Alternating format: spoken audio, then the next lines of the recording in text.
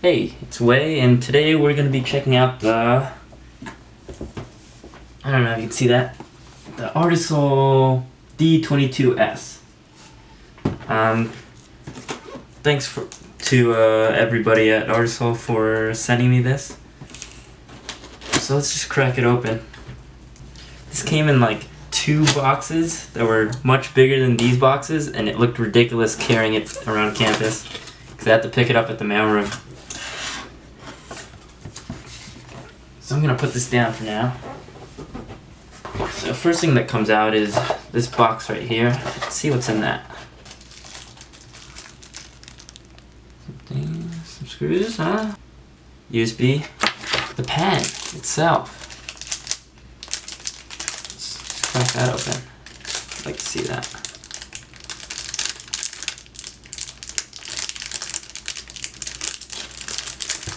Alright, I'm having trouble. So it's like a normal pen, Cintiq. Looks like a Cintiq pen. Apparently it's battery free. Comes with an Allen wrench. Okay. I don't know what this is. AC adapter? Okay. And what is this?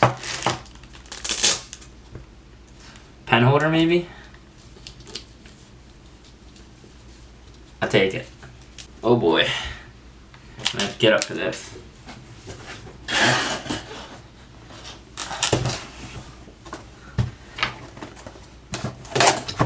This thing is pretty heavy. Oh my goodness. How am I gonna do this?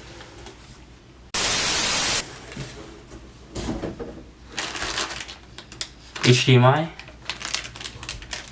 adapter for the AC adapter. And this looks like a stand. It's probably what these are for.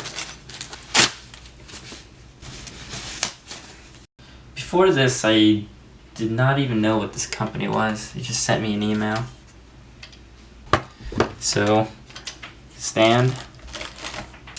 Quick startup guide. I probably need to look at that. Oh boy. Is this what I think it is?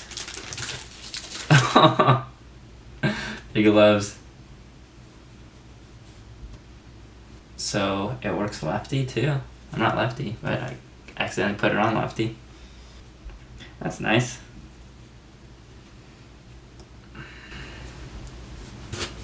I'm gonna keep this on the whole time. I forget what this is called. But you use it to clean. And the bad boy itself. This thing is... It's not a good idea.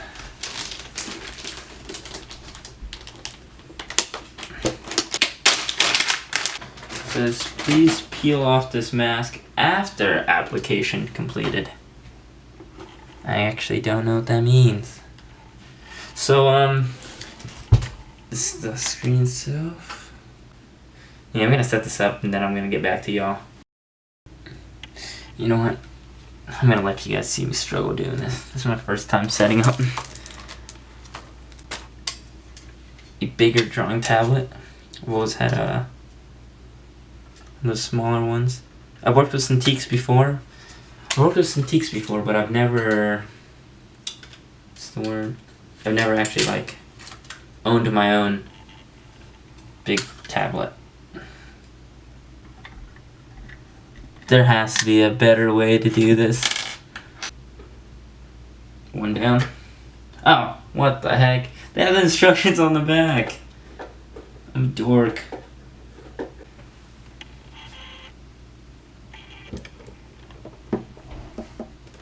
Alright.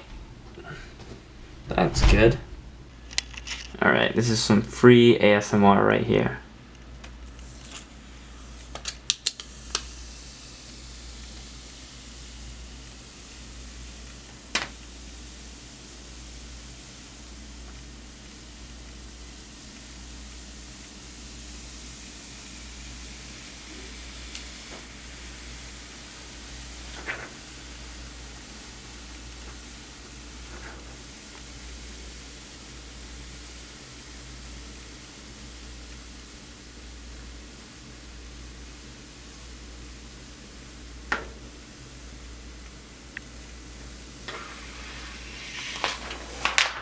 Holy, it took a long time.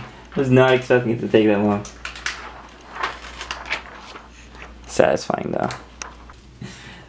Bad news, I don't have an HDMI port, so I'm gonna have to get an adapter for my Surface. Good news, there's nibs. It's cool. You know they had nibs.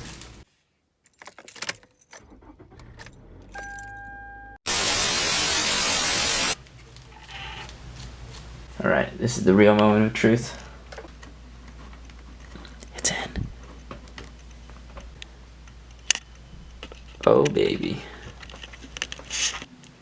Well, since this is an animation channel, instead of doing a speed painting, I'm gonna actually do my animation homework. This is a little character that I designed up for it.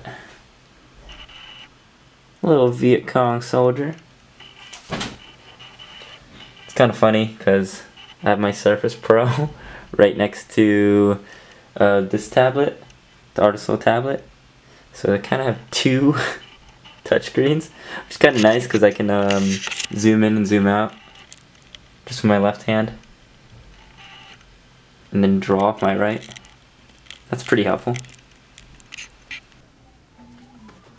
So I should definitely get into the specifications of this tablet. For starters, according to their website, they have a 21.5-inch IPS screen, 1080 by 1920 resolution, 178-degree viewing angle, battery-free digital pen, 60-degree tilt support, advanced anti-glare film, 76% Adobe RGB gamut, 8,192 pressure sensitivity levels, and a 233 pps report.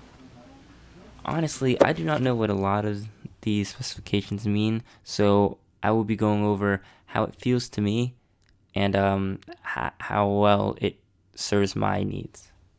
I never really pay attention to pressure sensitivity levels, and I don't really see a huge difference between using this or using a Cintiq, but that could also be because I just switch between drawing tablets very often, like my Surface to a Cintiq and now to the Artisul. Maybe I can just switch between them very easily.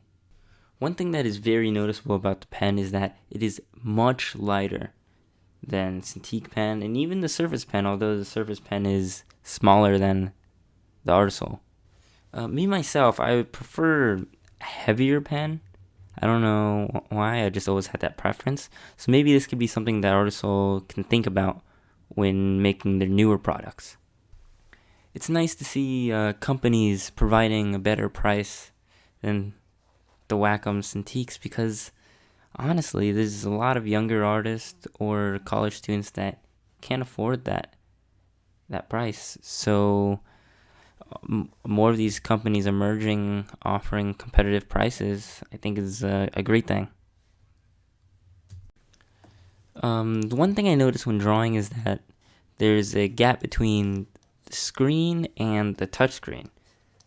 It wasn't a huge problem to me because I draw very loose and I don't look really close into the screen when drawing. But that's something that you may notice when you start drawing. Having a larger drawing tablet in my room is a nice change from having to walk to studio all the time. Because I love spending time at studio, but there's just some days where I want to just work in my room and just get as comfortable as I can. Also, if you have a Surface Pro computer, you're definitely going to need to buy an adapter because Surface Pro does not have an HDMI port. I've been using this tablet for about 3 weeks now, and I've been able to do a lot of school projects so far. It's been very helpful to working on a larger screen instead of working on my Surface all the time. I'm not sure if it's true, but I think the screen has a small texture to it, so it kind of feels like you're drawing a paper, which is much better than drawing on like smooth, plasticky glass screen. One thing that might be a concern for you is if you're drawing a very slow line, you might experience a little wobble. Setup was pretty easy. All I had to do was go online to their website and install the correct drivers. For this animation, I'm using Clip Studio Paint. I picked it up over this summer, and I'm really enjoying Clip Studio Paint. And I just love the the drawing capabilities of it. Although they're lacking in some animation things, I believe that they're gonna buff those up and make them a lot better. Now that I've gone over my experiences with the drawing tablet, I'll go over again. I'll do a recap of things I liked and things I disliked.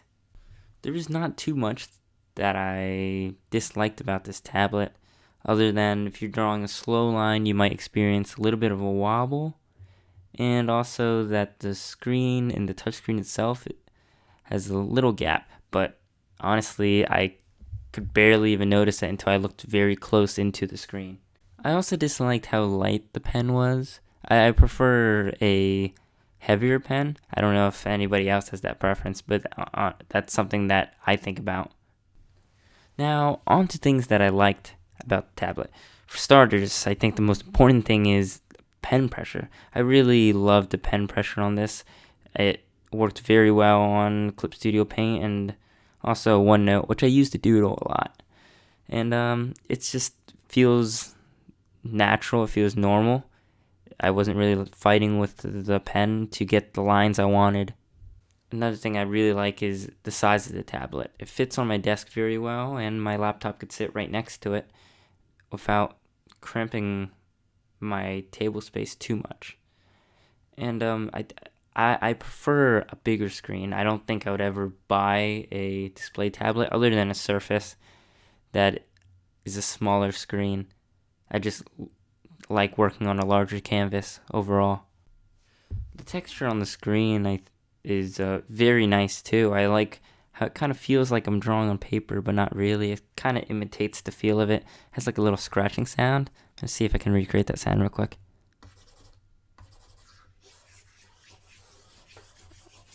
I don't know, it's just so pleasing hearing that. I really hope that picked up. That'd be nice. ASMR. Last thing that I really like about this tablet is the price. $4.99. That's a very generous price for a tablet of this size. Comparing to like a Cintiq that's like over $1,000. I mean, I think that's ridiculous. I mean, the quality is amazing, but I don't think it's worth that much money, to be honest. And the reason why I put this last is because like I didn't really buy it, but I still feel like the price is very nice. If they had this tablet somewhere at like a Best Buy and I was able to test it, I think I would buy it. Seriously, for the price, I think it's totally worth it because like I use Cintiqs all the time. I use Windows Surface all the time. And I've been using this for the past 3-4 weeks, and I don't see a huge difference. Overall, I think this is a very nice drawing tablet for the price point. I think it's great for a beginner or somebody who just wants to get into digital art but doesn't want to throw in $1,000 for a huge Cintiq. But their Artisul also offers smaller versions of these. I haven't used them, so I don't know how well they perform, but it's something worth checking out if you don't want to spend $500 on this one. That's my look into the Artisul D22S drawing tablet, and if this tablet interests you, there will be links in the description below. I'll see you later. Have a good day. Thanks for tuning in.